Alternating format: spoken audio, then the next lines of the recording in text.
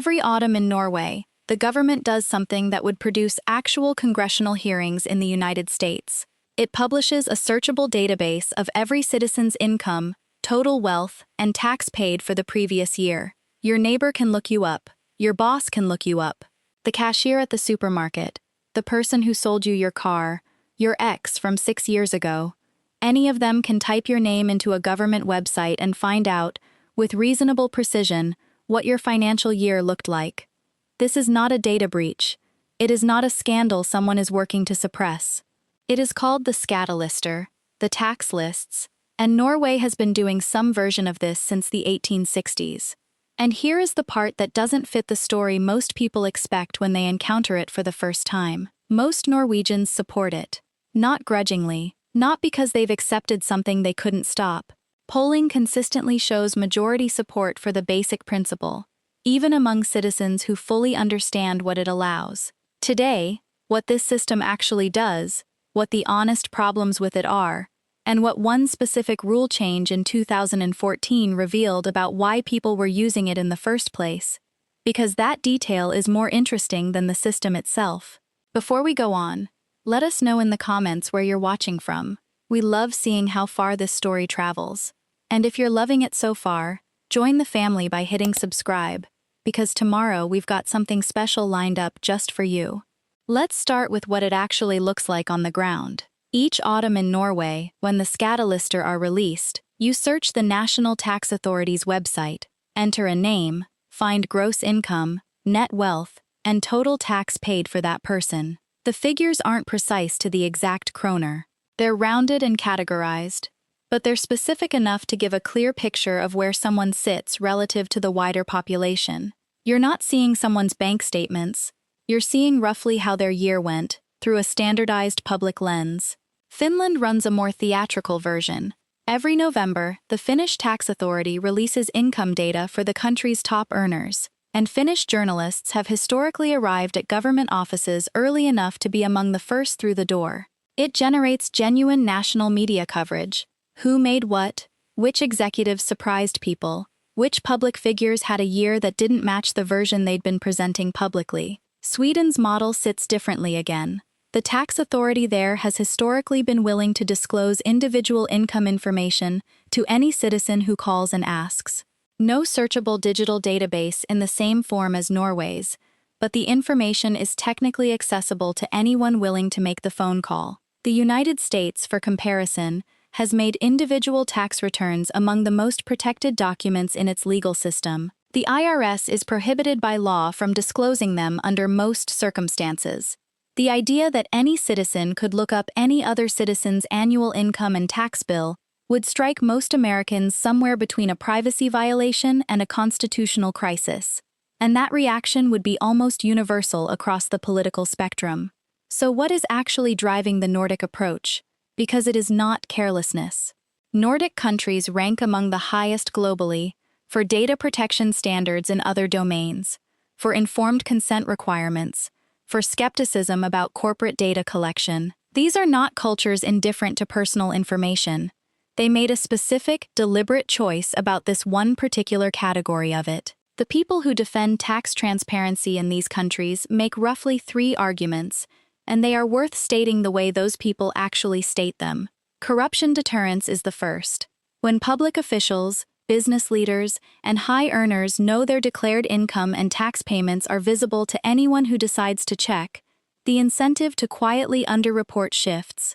Not because millions of citizens are auditing every public figure every year, but because the possibility that someone might check at any moment creates a different behavioral environment than one where concealment is structurally guaranteed. Deterrence doesn't require constant active watching. It requires that hiding not be the easy default. Pay equity is the second argument, and this one has research behind it specific enough to cite. Norwegian economists studying wage data found the gender pay gap measurably smaller in sectors where income information is more transparent, not because visibility directly changes what anyone decides to pay, but because it makes disparity legible in a way that creates pressure to address it. A woman who can verify that a male colleague with the same title and comparable experience earns meaningfully more has information she otherwise couldn't access. The transparency system provides it without requiring her to negotiate blind.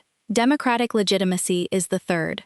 A tax system collecting 45% of GDP requires buy-in that is harder to sustain when people suspect the burden isn't distributed evenly.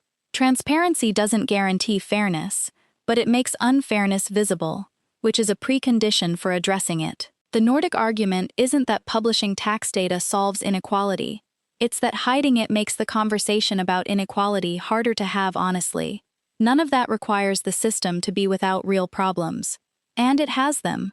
Preparing and narrating this story took us a lot of time, so if you are enjoying it, subscribe to our channel. It means a lot to us. Now back to the story. When Norway's Skattelister moved to a searchable online format in the early 2000s, something predictable happened. Lookups surged, and the motivation behind them was not a sudden civic hunger for corruption oversight. People were looking up their neighbors, their former partners, colleagues, and the acquaintances they had quietly wondered about for years. The database became a national social comparison engine at a scale nobody had designed it for.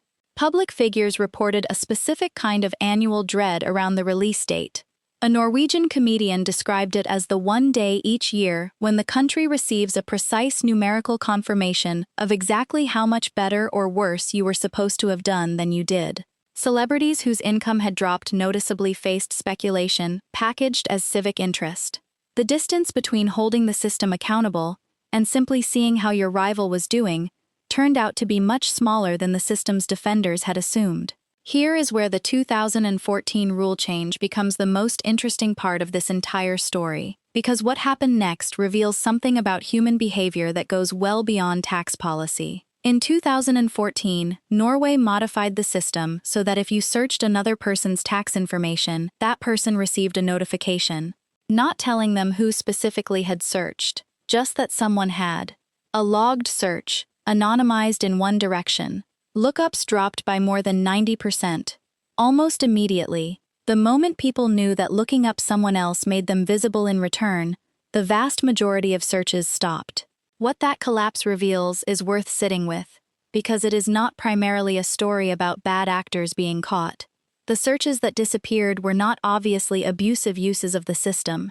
They were things technically allowed. Searches people simply didn't want associated with them in any record. The social comparison use, the X-checking, the quiet competitive curiosity about people in your orbit, that evaporated the moment anonymity went with it. The civic use cases the system was designed around, pay equity verification, public figure accountability, journalist-driven corruption reporting, those largely continued. Those are searches people are willing to have associated with them, or searches conducted through institutional channels where the connection is expected. What got filtered out was the behavior the original system never actually claimed as a benefit. Transparency, it turns out, responds to transparency. The modification didn't break the system. It made it closer to the version its defenders had always described. And the fact that the 2014 fix was politically possible at all says something worth naming. These systems get adjusted when the evidence suggests adjustment is warranted. They're not treated as sacred or untouchable. There is a framing underneath this that runs through more of Nordic institutional design than just the tax transparency question. These systems are built with a specific assumption about what citizens are owed.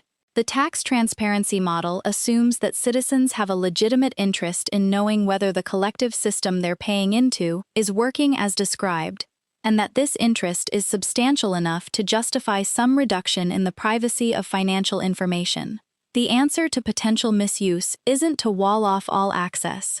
It's to add accountability in both directions. That philosophy requires a specific kind of trust to function, not the naive assumption that nothing will be misused, but trust that the institutions managing the system will notice misuse when it appears and actually do something about it.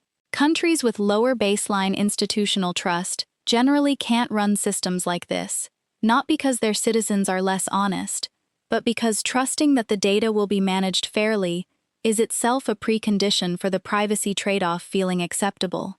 Import the transparency rule without the institutional responsiveness behind it, and what you get is exposure without the accountability function that was supposed to make the exposure worthwhile. Norway hasn't solved this cleanly. No country has.